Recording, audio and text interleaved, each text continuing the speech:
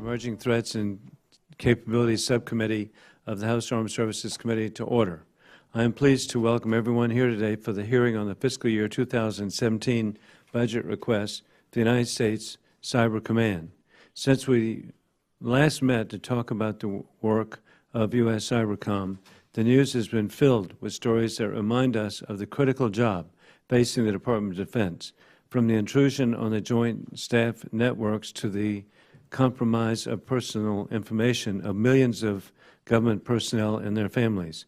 Cyber is proving to be both a domain of warfare on its own as well as a key enabler for all other domains of war.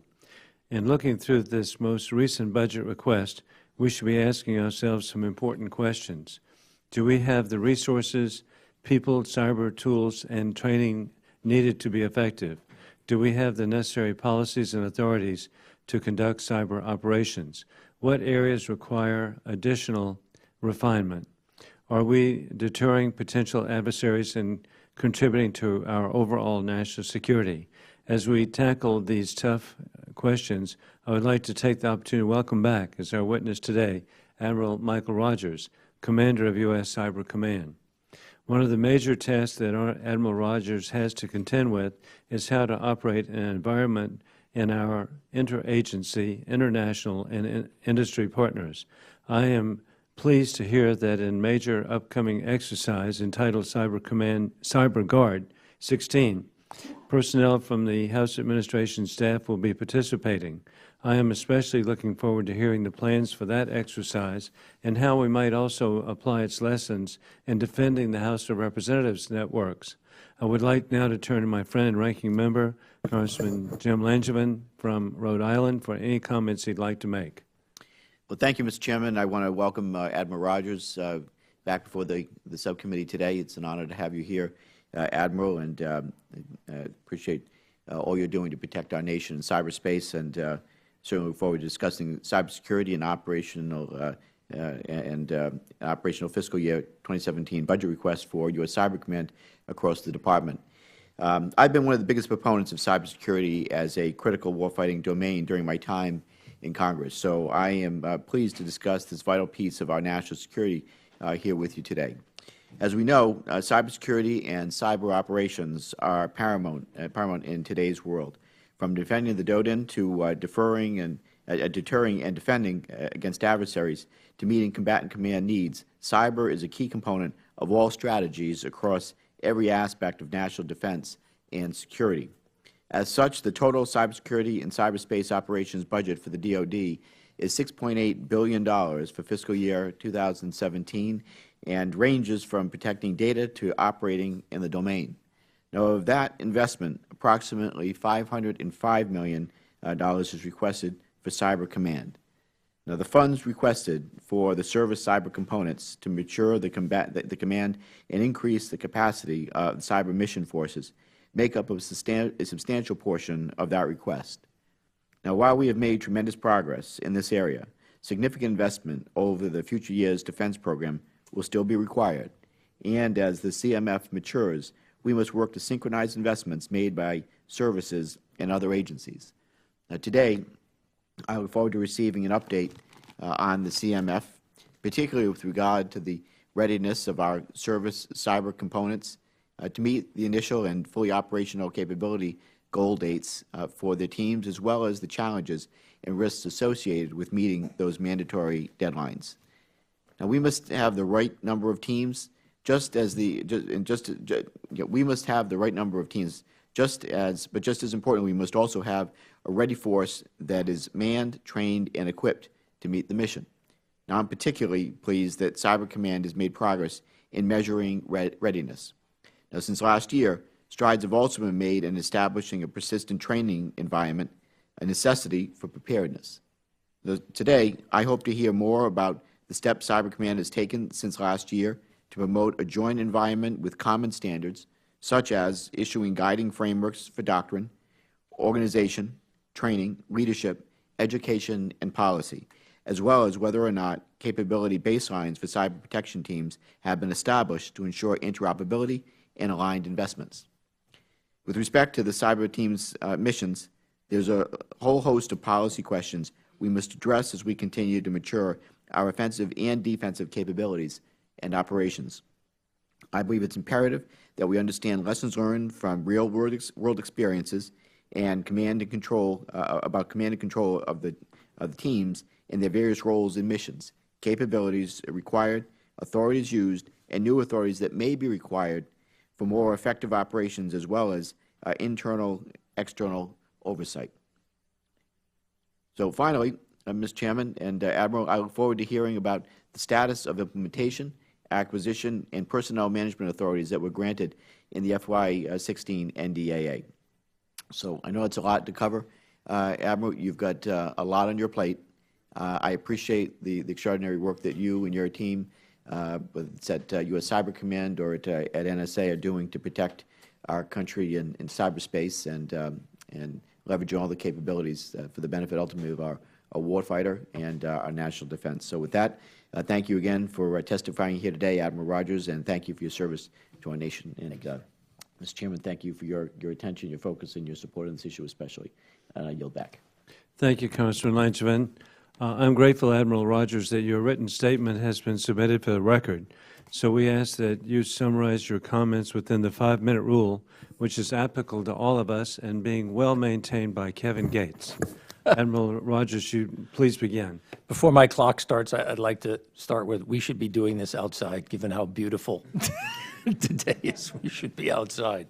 With that, Chairman Wilson, Ranking Member Langevin, distinguished members of the committee, I'm pleased to appear before you today to discuss the opportunities and challenges facing Cyber Command, and I'd like to thank you for convening this forum.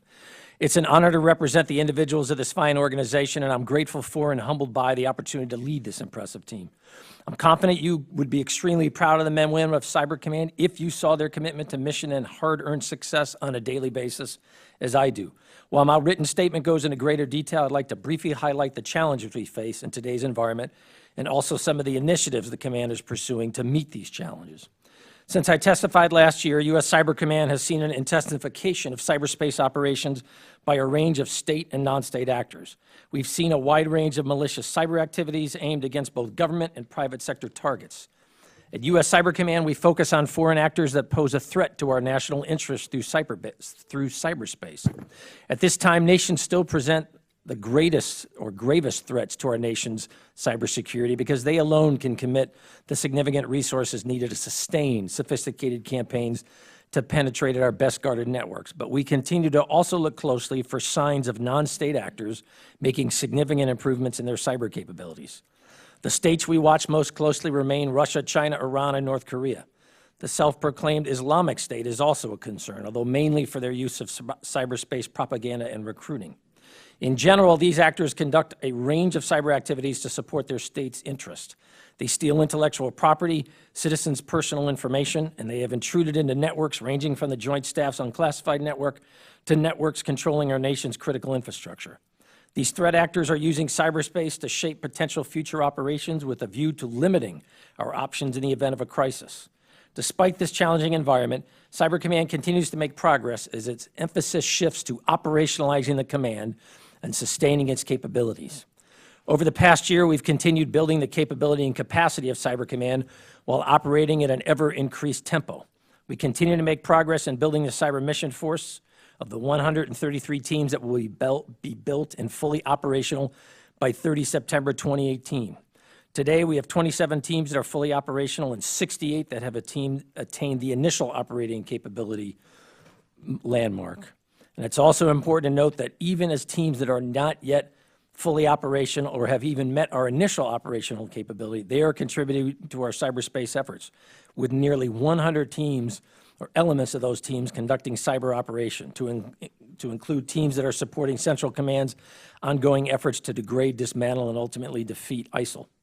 Last year, I noted we had just established the Joint Force Headquarters DoD Information Networks, or DODIN. Today, I can proudly report that JFHQ DODIN has made great strides towards its goal of leading the day-to-day security and defense of the department's data and networks. Also, as the DoD expands the joint information environment, we will have significantly more confidence in the overall security and resiliency of our systems. Our operations to defend DoD networks and the nation's critical infrastructure proceed in conjunction with a host of federal, industry, and international partners. No single agency or department has the authority, information, or wisdom to accomplish this mission alone, which is why Cyber Command recently updated our understanding with both NSA and the Department of Homeland Security in a cyber action plan to chart our collaboration. Our cyber mission forces to continue to operate safely and in a manner that respects the civil liberties and privacies of American citizens. Additionally, cyber mission teams and joint cyber headquarters are regular participants in the annual exercises of the combatant commands. Cyber Command's own annual exercises, as you've highlighted, Cyber Flag and Cyber Guard, offer unmatched realism as we train with federal, state, industry, and international partners. And while our training is improving, we need a persistent training environment with which the department is continuing to develop to gain necessary operational skills and to sustain readiness across the force. Cyber Command is also actively contributing to the implementation of the new DoD cyber strategy. Senior leaders at the command are leading or serving on teams charged with implementing the strategy's many initiatives, particularly the lines of effort regarding the training and proficiency of the cyber mission force and the broader cyber workforce across the department, as well as the integration of cyber effects in DoD and cross-agency planning efforts. To help with all of this, we needed enhanced acquisition and manpower authorities, and I thank Congress and the President for the authorities granted to Cyber Command in the FY16 National Defense Authorization Act. This represents a significant augmentation of our ability to provide capabilities to our cyber mission teams, as well as our ability to attract and retain a skilled cyber workforce. We are now studying how to best implement the Act's provisions and laying the groundwork needed to put them into effect, while in parallel, evolving a formalized synchronization framework to operationalize and optimize the employment of cyber mission forces.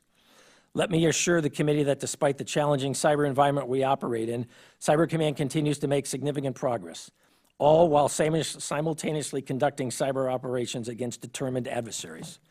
Additionally, the command has a clear path ahead and is actively pursuing new initiatives and authorities to best position the command to address the challenges and opportunities that we will undoubtedly confront.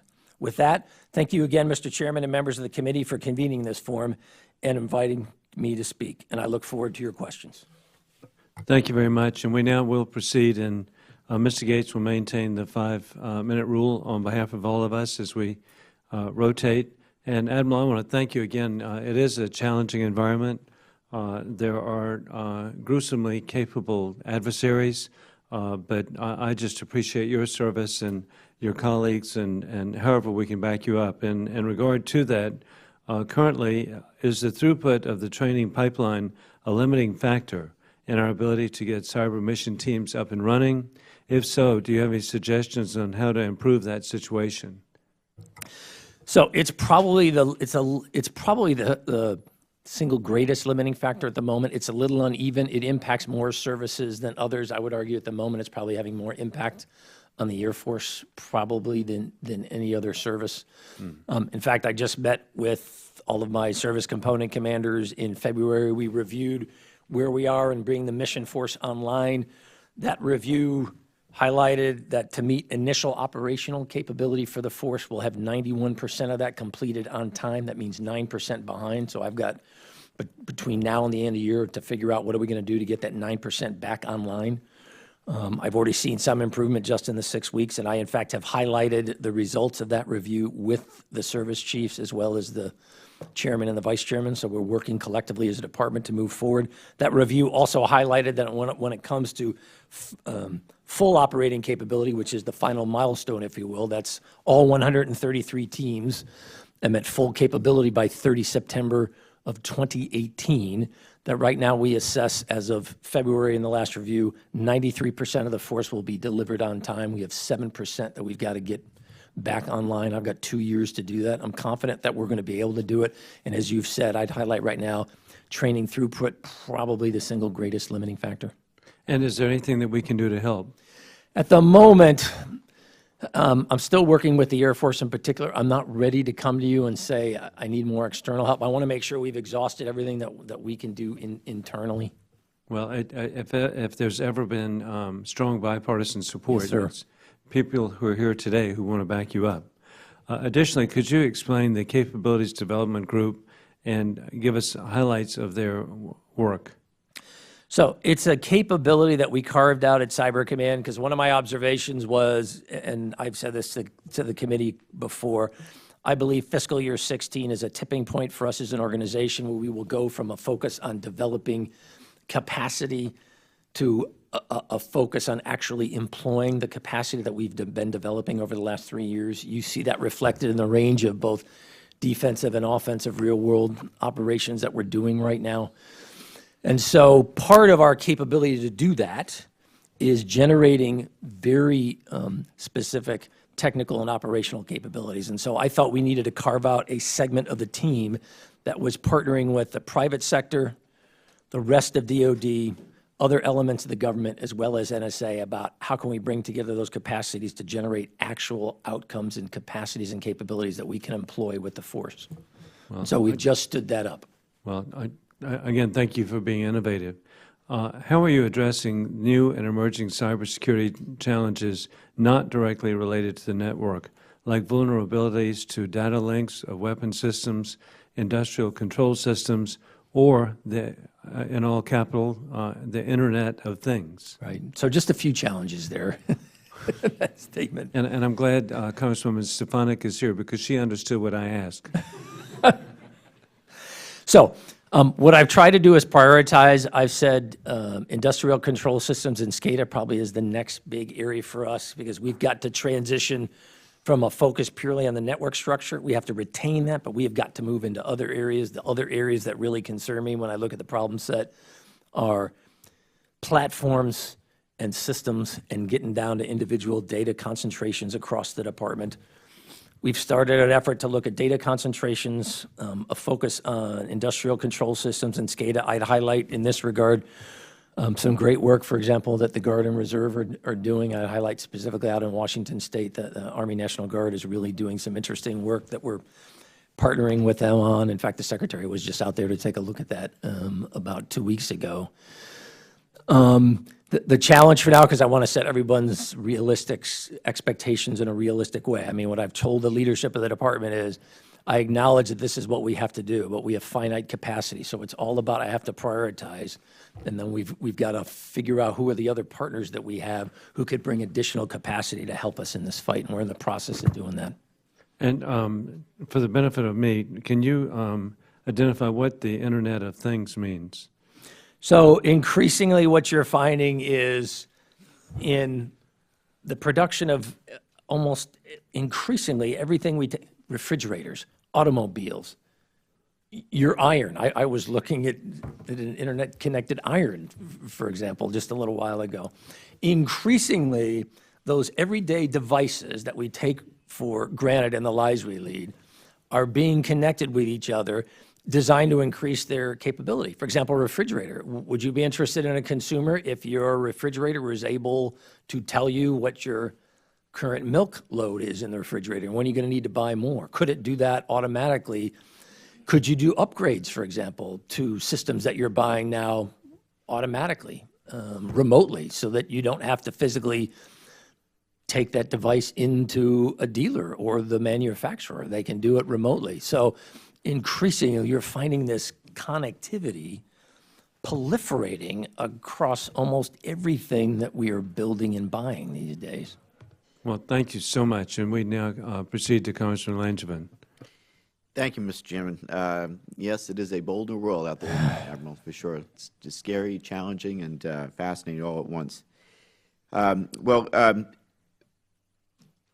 With respect to cyber mission force issues, policy, authority, and doctrine are paramount to effectively employing the cyber mission force. Yet, those key ingredients lag behind our talent pool and tool sets.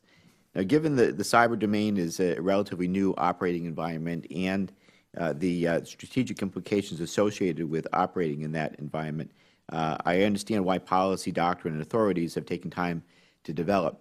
Now, that said, state and non-state actors continue to be aggressive in this environment, and we must move forward. So this committee must also understand how they're developing and being formalized so that we can assist where needed and obviously conduct oversight of activities. So my question is, how are real-world events such as the OPM and joint staff incidents and counter-ISIL operations, influencing and shaping policy, authorities, and doctrine are required to effectively employ our force. So if you take a look at Cyber Command's 3 mission sets, is kind of the way I've been this, and I look at what are the acquisitions and the authorities that we require to make sure we're able to execute each of those 3 missions in an effective and efficient manner. So the first mission, defense of the DoD networks. I'm very comfortable that we have all the authorities that we need, that I can do what I need to do in a timely manner within the department to defend our networks. The second mission is about our ability to generate capacity and capability to support the combatant commanders from the defensive to the offensive. That's an area where, quite frankly, we're trying to use our work, which, again, I'm not going to discuss in any great detail in an unclassified setting, but we're trying to use some of the real-world insights. You highlighted several of them. ISIL, the last major intrusion we dealt with, which is now almost a year ago. We're asking for the authorities we need for that, and I would highlight, we're seeing a massive amount of change within the last 6 months, so I'm very comfortable that we've identified the requirements, we've got endorsement for what we need to do, and in fact, I'm expecting the last couple of changes we asked for will be signed out by the end of the month. The one area that I think is still the greatest, where we still need more collective work, and I need to work on this too, I don't want to make it sound as if I'm trying to put anybody else on report, is how do you apply DoD-generated capacity in the cyber arena outside the government in the private sector? That's probably the area where I would say we still need to do more work. I'll be honest, it hasn't been my highest priority. As I've told you, every time generally we meet, I always remind everybody, look, there's such a disconnect between the requirements of this mission set and where we are in capability. It's all about prioritization and making smart investments. And so I've consciously prioritized along those 3 missions that I just discussed. So it's the next big area that we really have got to get into. Good. Thank you, Admiral. What does defense support to civilian authorities look like for cyber? And in our current framework, is our current framework applicable to the cyber domain? So that's a part of our previous discussion about this fact. I think it's the area where we still need the most work, as I know you're aware. We have an existing framework, DSCA, Defense Support to Civil Authorities, that we currently have in place that talks about how the department will employ its capabilities in support of civil authorities. That structure has been used for decades, from tornado and national and hurricane natural disaster response to a host of other capabilities. It does not, as currently written, explicitly address cyber. So it's one of the areas that we are collectively stepping back and asking ourselves, so how does the DISCA construct apply to cyber, and what's the most effective and efficient way to use it? Because my attitude is, and it's not unique to DISCA, let's start where cyber is very similar to the other mechanisms we've already put in place. Don't reinvent the wheel every time just because it's cyber. And so we have a framework right now through DISCA for how the department provides capacity and capability to support external civil authorities. I think it's an area, as again I've said previously, though, we have to dig into a little bit deeper about how are we going to do that in the cyber arena. Okay. Maybe to further drill down on this, what best practices from capability development to leadership development are you seeing from the services, and what steps are you taking to institutionalize these best practices across the services? So I'm going to combine that question with a previous where you asked about, for example, what have you learned from previous events like OPM, and just use this as one example. One of our takeaways from our effort on the Joint Staff was we needed to do a better job of formalizing a common set of defensive tool capabilities across all the defensive teams we're creating. And so I went to each of the services and said, so let's talk about what's the best of breed, what's the best of capabilities that we've identified within each service that we could port across the entire enterprise. Let's not spend a lot of time and money with everybody independently trying to develop similar capabilities. So in fact, the Air Force has a tool that we were very impressed with, and I'm currently working with the services to let's adopt this as the standard across the department. We don't need to do 4 different funding streams here. to go after the same problem sets. We do that with respect to, we regularly review training standards and training equivalencies, and when Army, for example, has developed some capabilities in terms of the development of training standards where they have come back to us and asked that we adopt this, which we've agreed. I've talked about, hey, let's use this across the entire department. So we try to do it in a very systematic, ongoing way, because I'm a big fan of we've got to be more efficient and we got to be faster. And the best way to do that is to look across an entire enterprise, both within the department as well as what we're trying to do outside the department. I won't get into that right now for this question, but I'm sure you'll ask me about that later, what we're doing outside the department to try to do those same kinds of things. Very good. Thank you, Admiral. You're back. And thank you, Mr. Langevin. We now proceed to Congressman Mo Brooks of Alabama. Admiral Rogers, how much is the Cyber Command requesting for this year? Slightly over $500 million. How much funding did the Cyber Command receive for FY 2016, the current year? Slightly under $500 million. It was 400, and if my memory is right, 488 million. The 17 budget requests is an approximate 9% increase over our 16 authorization. What was it in fiscal year 2015? I apologize, sir. I don't know it off the top of my head. Do you recall by any chance for fiscal year 2014? No, I don't. I apologize. My recollection, the reason I was asking this is try to get better information than just my recollection, is that the Cyber Command has had significant increases over the last 3 or 4 years. Would that be a fair statement to the best as you can recall? I would phrase it as our funding has increased in a systematic way over the last few years. The reason I bring this up, and I'm not sure if you're familiar with it, but America's financial condition has taken a fairly stark turn for the worse. Just to iterate some of the numbers, the Congressional Budget Office is warning us that in about 6 years we're going to hit a string of $1 trillion a year deficits until such time as whatever really bad can happen happens.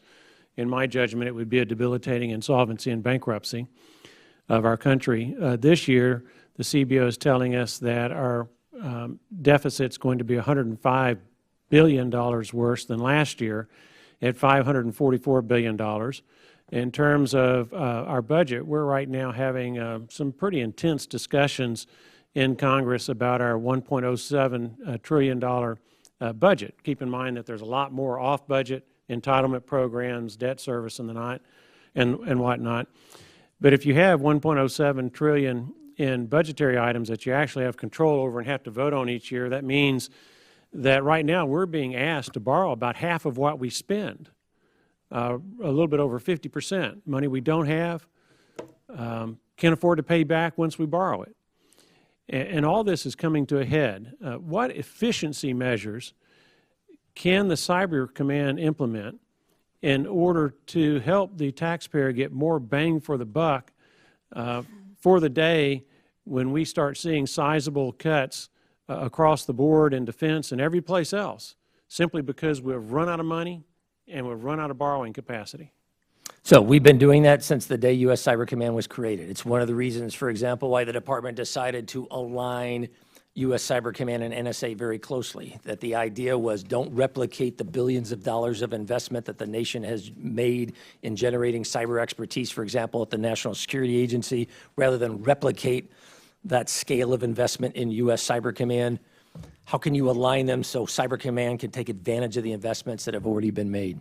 It goes into the way Cyber Command prioritizes. As I constantly tell the team, nobody gets a blank check. Nobody gets a blank check. If we're improving efficiency, normally that means that you're getting more done for the same or less or fewer dollars. Why then the request for an increase in spending? Because I would 9%? argue, sir, look at the world around you. I understand it's a very dangerous place. Vote as well. Okay, let's assume for a moment. If I could just go finish ahead. the thought, Go ahead. sir. And I please no way mean to be rude or No, that's interrupt, okay. But just to finish the thought. I get interrupted all the time, and I apologize for when I interrupt you. Go ahead. This is not a mission set that we are going to efficiency our way out of. I just don't believe that that's achievable. In no way should you take from that comment. So, Admiral, are you telling me that you don't have a responsibility to citizens of this nation to execute your mission in an efficient and effective way? That's not what I'm saying. But my only point is the investments that we are making in cyber reflect the nature of the world we're dealing with from a threat perspective, even as we acknowledge that that threat picture is occurring in an environment in which resources are very tight. I'm the first to acknowledge that. So what I try to do as a commander, what I try to do as a citizen is make sure that what Cyber Command is doing is prioritized, realizing we can't do it all. We try to space events out over a reasonable period of time. That's what I try to make sure we do, because I think you raise a very valid concern. I'm the first. Okay, to I get share the that. argument. We have a growing threat matrix, therefore we need more funding in order to properly defend against that greater threat. Let's assume for the moment that there aren't any efficiencies that you can implement that would allow us to have the kind of security we want at current funding. Where do you suggest the money come from in the defense budget in order to help with the Cyber Command? Fortunately, sir, that's not the role that I play. I thought I'd ask anyways. I understand. Thank you, Mr. Chairman. I yield back. And thank you very much, Congressman Brooks. And we now proceed to Congressman Brad Ashford of Nebraska. Thank you, Admiral. And since I've been here, it's just amazing how quickly, from when we had these discussions when I first met you 14 months ago, where we are today is beyond remarkable. I have a lot of questions, and I know, just training for the moment. Do you see, you already have these collaborations with academia and others to help train and increase training capabilities. Do you see an enlargement of that utilizing almost a UARC model, for an example? I mean, I know we're a UARC in Nebraska. There's MIT's a UARC. They have all these various. How do you see, if the mission is training more and more cyber people, is that an avenue to do that, or how do you see that happening? I think that's clearly a role. One thing I try to remind people when it comes to training, I think one of the important things is we must ensure that the output we generate is standardized across the entire force. Because if we don't do that, I believe we're going to run into challenges when it comes to actually employing that force. So one of the things that I've been very insistent on, even as we partner across the total force in DOD, and we look at broader partnerships outside the DOD for the mission force that we're creating, is that the team standards, the training approaches we take, the certification standards that we put in place, we have got to standardize those. Now, within those standards, what I tell the team is, look, I'm open to what are the options that are out there, and clearly, academia and the private sector are part of that solution set. To date, we've tended to use them more on the capability side development, if you will, than we have on the training side, although we are doing some things on the training side. But to be honest, I would say to date it has been more on the capability side. What I see in my area, companies like First Data, Mutual of Omaha, whatever it is, everybody has those kind of corporate presence somewhere in or near their districts. And then we have Stratcom. So what we have, for example, in Omaha area is Stratcom, and numbers of employees at Stratcom that are contractors, were in the military, whatever, with IT backgrounds, going back and forth, either working at Stratcom or at Offutt or coming back into the private sector. And there's just a huge number of these people in varying degrees of capabilities, some younger, some retired. How do you, maybe you've answered this, but how do you organize that? I mean, there's a clear force there and a lot of capability. How do you bring them, exchange them back and forth? How would that? So in fact, right now, one of the things we've started in the last year, since our last budget testimony, to take the idea that you've articulated, which is how do you harness the capabilities resident in the private sector, particularly those people who either have previous DOD experience and who are now operating in the private sector. So we have created out in Silicon Valley what we call the United States Cyber Command point of partnership or point of presence. We've tied it into the broader DIUX effort, and what we've done is I put one active individual out there, but then we have identified a team of prior military individuals currently working in Silicon Valley in different companies, and we're asking ourselves, can we use this as an incubator for a model that we can employ elsewhere? We've done it in Silicon Valley in the last year. I was just in Boston at the end of last week. We're going to use Boston as our second test case because of the IT capabilities there.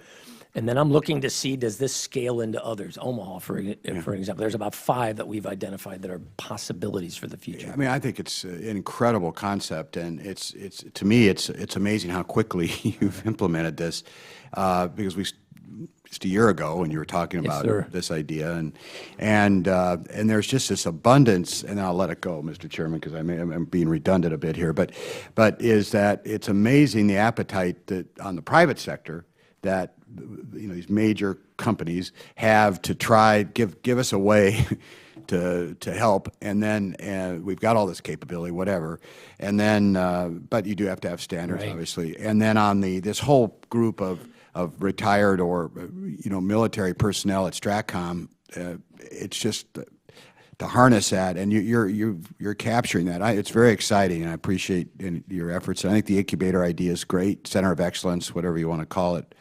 Thank you, Mr. Chairman. Now, if I could, just one quick comment. I was out in the Valley 2 weeks ago talking to the team. It's one of the most energizing, Yeah. watching these men and women talking about how they can take advantage of what they're doing every day with company X, Y, or Z in the Valley, and how they want to harness their knowledge Yeah. and their military experience. And I see that. We meet with these companies all the time, and Omaha, the first question they have is, how can we help what can I do? The military? Thank you, Mr. Chairman. And thank you, Congressman Ashford. And it is encouraging to see Secretary Carter and the public-private cooperation. And speaking of good cooperation, Congressman Doug Lamborn, all the way from Colorado. Yeah, thank you, Mr. Chairman. And you came all the way from South Carolina. Anyway, Admiral, I'm going to build on some questions that have already been begun by my colleague, Representative Ashford. But you talked about, or he was talking about, and you were responding, corporations in the private sector and academia. What are ways of just fostering this private-public partnership? If there's anything more you could add to that. Because I know there are folks in Colorado Springs that are very keen on this as well. Yes, sir. So a couple of things come to mind. We've created an exercise series. You heard it in my remarks. The chair mentioned it. We call CyberGuard, where once a year we pick a problem set. We come up with an exercise scenario that crosses the nation so we can bring together entities from across the nation. We bring together private companies, state, local, and federal actors, Cyber Command and the Department of Defense, and we look at, as well as commercial infrastructure providers, for example, and we outline a problem set. We actually create a notional network that reflects, if we're modeling, for example, an attack against the power structure, we actually, in partnership with some of the power companies, we develop a network simulation that replicates the network associated with a large utility. We've done this in multiple areas. This exercise scenario occurs every June. We ask private companies, if you want to participate, we would love to have you. We're up to about 100 right now. We just started this in the last 3 years, and I can remember the first one we had about 3. It's getting to the point now where I'm starting to run into a capacity concern where we've got more interest than there's room. In addition, I'm also trying to, and I'm doing this more on the NSA side first, but the other area that I've tried to highlight potentially with the private sector is there a way to take some of our DoD workforce, have it spend some time in the private sector and then come back to us? Mm-hmm. And is there a way also to have the private sector spend some time with us? That hasn't been the traditional DoD model. It certainly hasn't been the traditional intelligence community model in my other job. But my view is that's kind of among the things that we got to do for the future. We got to view this as much more of a broader partnership. One of my takeaways is, this is just the ultimate team activity. I've never done so much private sector and interagency work in 35 years of military service. Well, and academia as well. Yes, sir. Which is why I was just up at Harvard on Thursday when I was up there. I've been to Carnegie Mellon, Berkeley, and Stanford in the last 8 weeks, trying to talk to the private sector about, hey, what can we do? I'm actually in Colorado Springs in 30 days. Going to spend a day out there working on a couple things. That's wonderful. And I like that idea of private-public partnership, collaboration, teamwork, and maybe with some of our allies. what are your thoughts on working with allies, Israel or some of the NATO allies? Right, so I won't get into the particulars, but in fact, today, U.S. Cyber Command is hosting a deterrence workshop with one of our allies that you just mentioned. I'm not going to say which one. In addition, we're doing partnerships and capabilities development, probably with 5 or so key nations right now, foreign nations.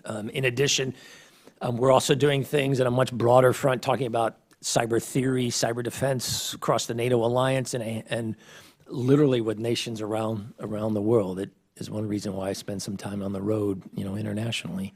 Lastly, with the limited time I have, let me shift gears. Everyone knows the Guard and Reserve make a wonderful component of this effort. You can do cyber from anywhere, and we find Guard and Reserve all throughout the country.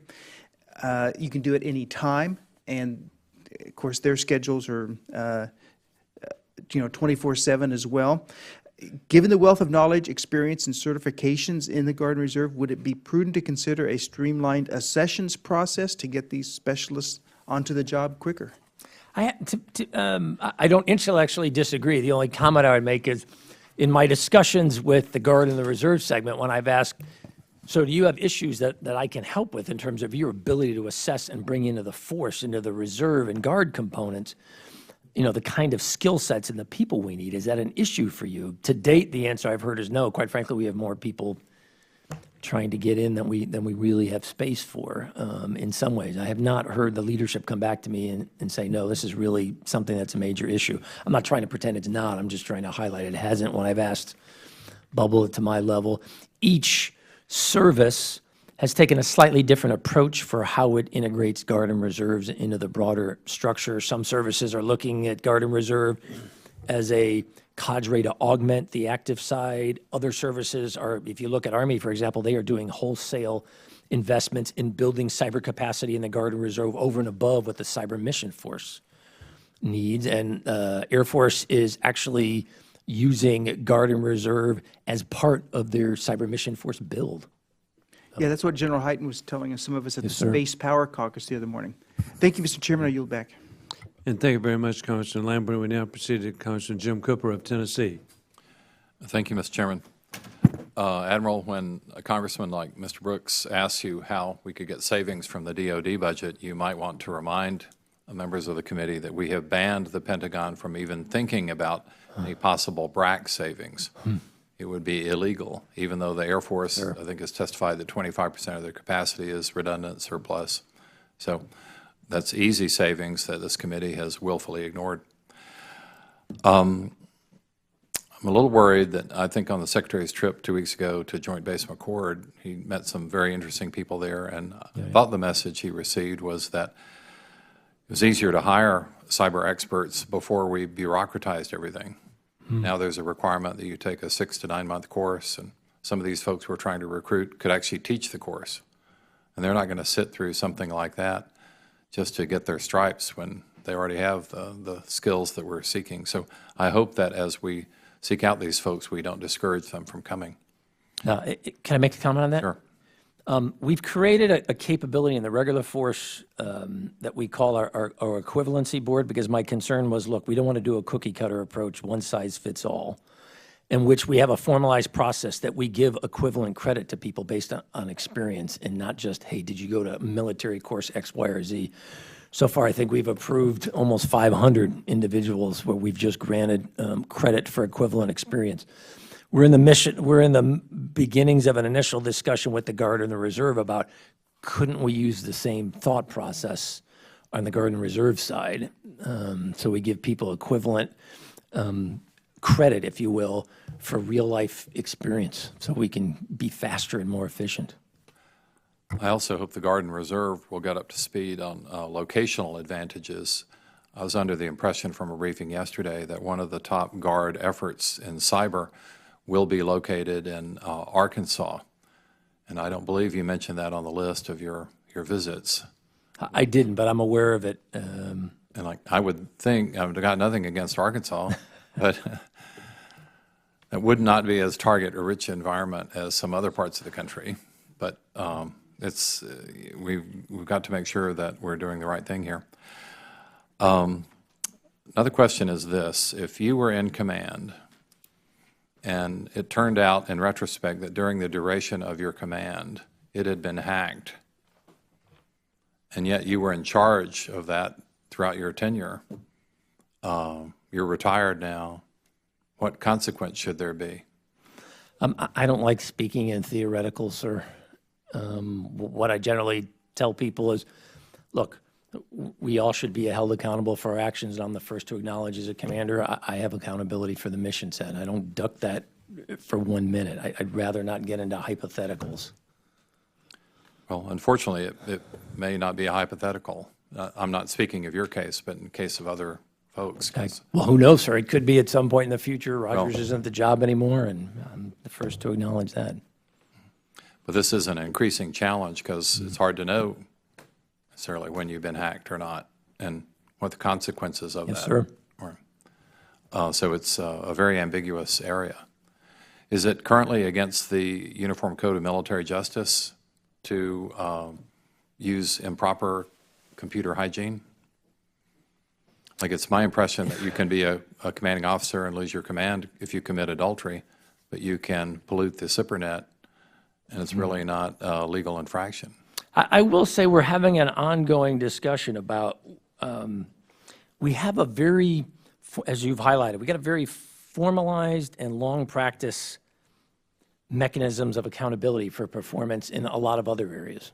How do we ensure that we do that same approach in cyber? Because one of the concerns that I have, and I've mentioned this to the committee before, is you can have the greatest defensive structure in the world, but the individual actions of every individual user that we have can make our ability to actually take full advantage of those investments and those capabilities very difficult. And you saw that in the Joint Staff Intrusion, for example, where this ultimately, we were able to defeat the attempt in almost 60 other networks simultaneously, except in this one particular network. The final defense is the user. And in this case, we had users who clicked on a link that I said, what would lead you to do this? You know, read this. It doesn't make any sense. And as a result of this, we're spending time, we're spending money, we've got mission operational impact here. We can't afford to have this sort of thing. It's one of the reasons why the previous vice chairman in particular was felt very strongly we got to create this culture of accountability. So we've created an initiative, we call it DC3I, and U.S. Cyber Command is the lead for the department, about what are the kinds of steps we have to do to create that culture of accountability. Thank you. I see my time has expired. Thank you, Congressman Cook. We now proceed to Congresswoman Elise Stefanik of New York. Thank you, Chairman Wilson, and thank you, Chairman, for the great question on the Internet of Things, where we are facing unique challenges as mobile devices and household devices become more interconnected. That increases the likelihood of cyber vulnerability. So it was a great question, and I want to continue working with you on that issue. Admiral Rogers, thank you for being here today, and thank you for your service to our country. Through the posture hearings from the past few months, we have heard about the evolving strategic threats in the cyber realm from a resurgent Russia, destabilizing threats from both state and non-state actors in the Middle East, and overt provocative cyber activity coming out of the Pacific region. So today I want to focus my questions on the evolutions of these threats and how we maintain the edge on a 21st century battlefield. How confident are you moving forward that our cyber capabilities are robust enough to face the threats of the future on these multiple fronts?